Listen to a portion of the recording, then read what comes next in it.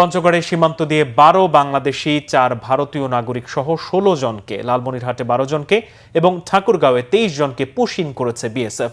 পঞ্চগড়ের সদর উপজেলার ধাক্কামারা ইউনিয়নের মিস্ত্রিপাড়া ও তেঁতুলিয়া উপজেলার শালবাহান ইউনিয়নের পেদিয়াগছ সীমান্ত দিয়ে শনিবার ভোরে তাদের বাংলাদেশে পুশিন করা হয়। এদিকে লালমনিরহাটের ২ উপজেলার ৩ সীমান্ত দিয়ে আবারও ১২ জনকে পুশিন করেছে ভারতীয় সীমান্তরক্ষী বাহিনী বিএসএফ। বিজিবি জানায়, হাতীবান্ধার বনচৌকি সীমান্ত দিয়ে বিএসএফ ৩ জনকে পুশিন করলে গ্রামবাসী তাদের আটক করে বিজিবির হাতে তুলে দেয়। অপরদিকে একই উপজেলার পূর্ব সারডুবি সীমান্তে বিজিবি ও গ্রামবাসীর বাধায় অপর ৩ জনকে পুশিনের চেষ্টা ব্যর্থ হয়েছে বিএসএফের। পাটগ্রাম শ্রীরামপুরের ডাঙ্গাপাড়া সীমান্ত দিয়ে ভোরে ৬ নারী পুরুষকে বাংলাদেশে ঠেলে দেয় বিএসএফ।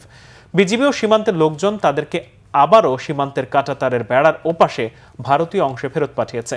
এ ঘটনায় বিএসএফকে পতাকা বৈঠকের আহ্বান জানিয়েছে বিজিবি। অন্যদিকে ঠাকুরগাঁওয়ে হরিপুর উপজেলার সীমান্ত দিয়ে অবৈধভাবে ২৩ জনকে বাংলাদেশে পুশিন করেছে বিএসএফ। এদের মধ্যে ৪ জন পুরুষ, ১২ জন নারী এবং ৭ শিশু রয়েছে।